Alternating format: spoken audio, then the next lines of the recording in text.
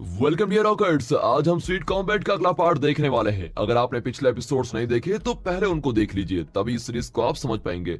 इस सुपर और बिल्कुल अलग टाइप की सीरीज का कोई भी एपिसोड मिस मत कीजिए। पिछले एपिसोड में हमने देखा कि मिंग टैन ने ज़ेंजी कॉलेज छोड़कर जाने का फैसला कर लिया था और उसने अपनी रिक्वेस्ट मिस्टर वैंग को दे दी थी, लेकिन मिस्टर वैंग ने कहा था कि वो इस तरह कॉलेज छोड़कर नहीं जा सकता।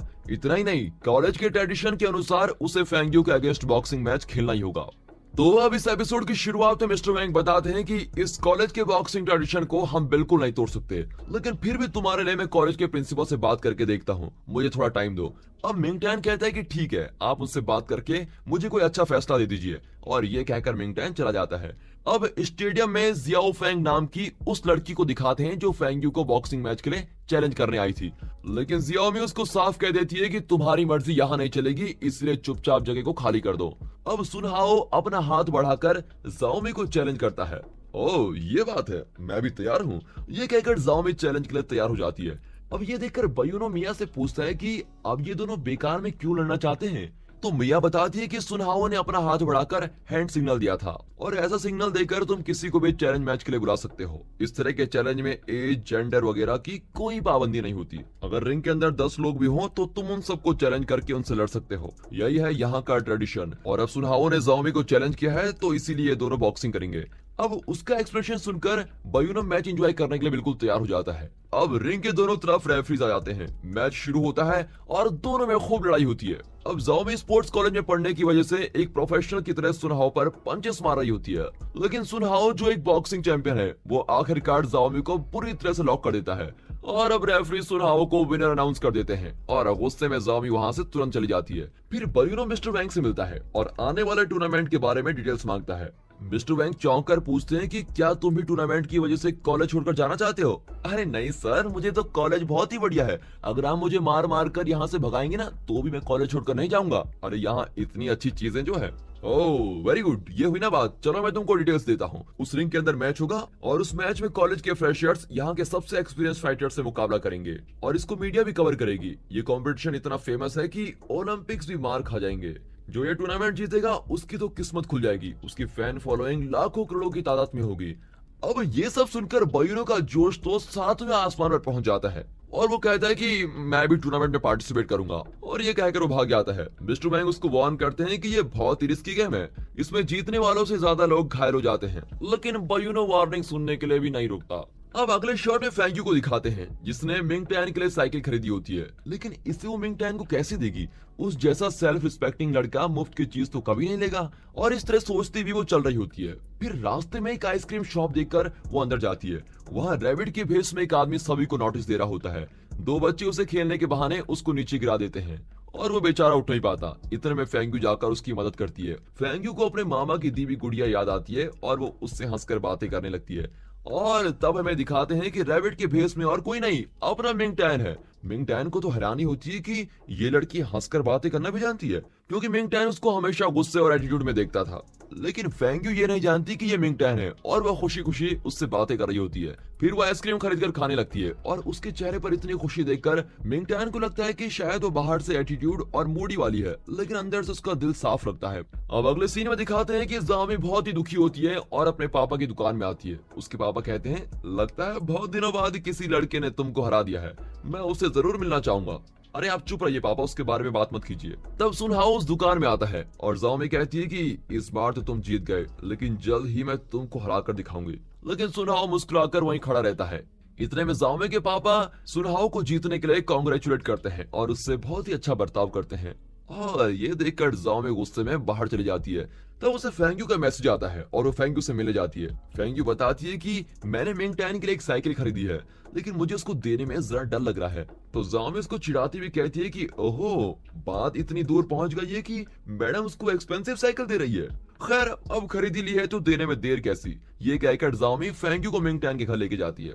वहाँ मिंग टैन मिया के साथ घर लौट रहा होता है। दरअसल मिया को मिंग टैन पर बहुत ही बड़ा क्रश है, इसलिए उसने किसी तरह पता लगा लिया कि मिंग टैन आइसक्रीम शॉप में काम करता है, और वो सीधे आइसक्रीम शॉप पहुंच गई और वहां से मिंग टैन के साथ ही चली आई। तभी मिंग टैन के घर के बाहर फेंग यू और जाओमी को देखते हैं, और उन्हें देखते ही मिया अपना क्रश का हाथ पकड़ लेती है और दोनों घर के अंदर जाने लगते हैं। इतने में जाओमी उनको रोककर पूछती है कि अगर मिया घर के अंदर जा सकती है तो हम भी आ सकते हैं। इतने में मिंग टैन उन्हें रोकता है और कहता है कि सॉरी, मेरा घर बहुत छोटा है, तुम लोग अंदर कंफर्टेबल फील नहीं करोगे। जाओ में कुछ कहने वाली होती है कि मिंग टैन का भाई और उसकी बहन वहां पर आ जाते हैं। मिंग टैन का भाई फेंग्यू की बॉक्सिंग का बहुत ही बड़ा फैन है, इसलिए वो बहुत ही खुश होता है कि चलो आखिरकार मैं फेंग्यू से मिल ही गया। फिर वो दोनों बच्चे फेंग्यू की बहुत ही खातिरदारी करते हैं और मिंग टैन का घर देखकर फेंग्यू को उसकी सिचुएशन समझ में आ जाती है और वो अपने आलिशान घर से उसके घर को कंपेयर करती है। फिर मिंग टैन के लिए बहुत ही दुखी होती है कि ये कैसी कंडीशन में जी रहा है और उसकी इस फीलिंग को मिंग टैन भी नोटिस कर लेता है। मिंग टैन का भाई धीरे धीरे फेंग्यू के पास आता है और कहता है कि मैंने टीवी पर आपकी सारी बॉक्सिंग मैचेस देखी हैं, आप बहुत ही अच्छा बॉक्सिंग करती है। इस तरह वो तारीफ पे तारीफ कर रहा होता है और ये देखकर मिया जलने लगती है और कहती है कि टीवी पर तो मैं भी आ चुकी हूँ, क्या तुमने मुझको नहीं देखा? इस पर दोनों बच्चे कहते हैं कि दीदी हमने तो आपको टीवी पर कभी भी नहीं देखा, आप कहाँ आती हो? और ये सुनकर मिया की नाक थोड़ी कट ही जाती है। फिर सब मिलकर कार्ड्स खेलते हैं, लेकिन फेंग्यू कार्ड्स खेलना नहीं जानती और वो हर गेम में हार रही होती है। मिंग टैन किचन से ये सब देखकर बड़ा ही हंस रहा होता है। फिर कुछ देर बाद मिंग टैन का भाई फिर फेंग्यू से पूछता है, आप इतना अच्छा फाइट कर लेती हैं, क्या आपको डर नहीं लगता? तब लड़कियां कहती है कि आखिर हम जेंगजी स्पोर्ट्स कॉलेज में जो पढ़ती हैं, वहाँ डर किस बात की? वहाँ के सारे स्टूडेंट्स बहुत ही स्ट्रॉन्ग और ब्रेव होते हैं। इस तरह में खुद ही अपनी तारीफ कर रही होती है कि एक कॉकरोच वहाँ पर आ जाता है। फिर क्या तीनों उसको देखकर डर जाती हैं और यहाँ वहाँ भागने लगती है। अब दोनों बच्चे हंसते हैं कि बॉक्सिंग चैंपियन होकर ये लोग कॉकरोच से डर गए। वाह! फेंग्यू तो डर के मारे मिंग टैन के ऊपर ही चढ़ जाती है। अब तो मिया जलकर राख हो रही होती है कि ये उसको क्यों पकड़ रही है और मिंग टैन पर चिल्लाती है। इतने में मिंग टैन का भाई एक बोतल में कॉकरोच को पकड़ लेता है और मिंग टैन फेंग्यू को नीचे उतारता है और अब उल्टा फेंग्यू मिंग टैन से पूछती है कि तुमने मुझको क्यों छुआ? अरे मेरी माँ, मैंने कहाँ पकड़ा, तुम खुद ही उछलकर मेरे पास आ गई थी। और इसके बाद वे सब उस छोटे से घर में खेलते हैं और बहुत इंजॉय करते हैं, लेकिन आखिर में सबको अपने घर जाना पड़ता है। फेंग्यू अकेले में मिंग टैन से कहती है कि उस दिन उन पुलिस की वजह से तुम्हारी साइकिल टूट गई थी, इसलिए हम तुम्हारे लिए ये नई साइकिल लेकर आए हैं। मिंग टैन साइकिल को देखकर कहता है कि ये बहुत ही महंगी लगती है, मुझको नहीं चाहिए। लेकिन फेंग्यू कहती है कि तुमने मेरे साथ बॉक्सिंग करने से इनकार क्यों किया? मैंने ही तो तुम्हें अपोनेंट चुना था। दरअसल इस कॉलेज में कोई मेरा अपोनेंट नहीं बनना चाहता और जो मुझसे मुकाबला करेगा उसे इस कॉलेज में बहुत ही रिस्पेक्ट मिलेगी, सारा कॉलेज उसे सर पर उठा लेगा। मैं चाहती हूँ कि सब तुमको रिस्पेक्ट करे, इसलिए मैंने तुम्हारा नाम दिया था। लेकिन मिंग टैन कुछ देर सोचता है और कहता है कि ये फाइटिंग वगैरह मुझसे नहीं होगी और इस पर फेंग्यू नाराज हो जाती है। फिर वो दोनों बच्चों को बाय कहकर अपने फ्रेंड्स के साथ वहां से चली जाती है। यहाँ मिंग टैन उस साइकिल को छूकर देखता है और तब हमको एक फ्लैशबैक दिखाया जाता है। बचपन से लेकर मिंग टैन के मास्टर ने उसको खूब ट्रेन किया होता है। दरअसल उसके पापा ही उसके मास्टर थे और वो बहुत ही बड़े बॉक्सर थे। एक बॉक्सिंग मैच के दौरान उनका ओपोनेंट रिंग के अंदर ही फाइट करते हुए मर गया और इस हादसे के बाद मिंग टैन के पापा बहुत ही गिल्टी फील करने लगे और इस हादसे को भूलने के लिए वो शराब भी पीने लगे और इस वजह से मिंग टैन की माँ भी उन्हें छोड़कर चली गई। और फिर कुछ दिन बाद मिंग टैन के पिता भी चल बसे और तब उसने फैसला किया कि वो कभी बॉक्सिंग नहीं खेलेगा, क्योंकि उसके भाई और बहन की जिम्मेदारी इस पर थी और उसको डर था कि बॉक्सिंग में अगर उसको कुछ हो गया तो उसके भाई बहन को कौन देखेगा। अब फेंग्यू अपने घर जाकर मिंग टैन के बारे में सोच रही होती है। उसे लगता है कि अगर वो कार्ड्स खेलना सीख गए तो मिंग टैन के भाई और बहन को वो इम्प्रेस कर सकेगी, फिर उनके जरिए वो मिंग टैन को बॉक्सिंग के लिए कन्विंस भी कर सकती है। इसीलिए वो अपने छोटे भाई फेंग जोहू के साथ कार्ड्स खेलने लगती है, लेकिन फेंग जोयू उससे भी बुरा खेलता है और फेंग्यू से हारता रहता है।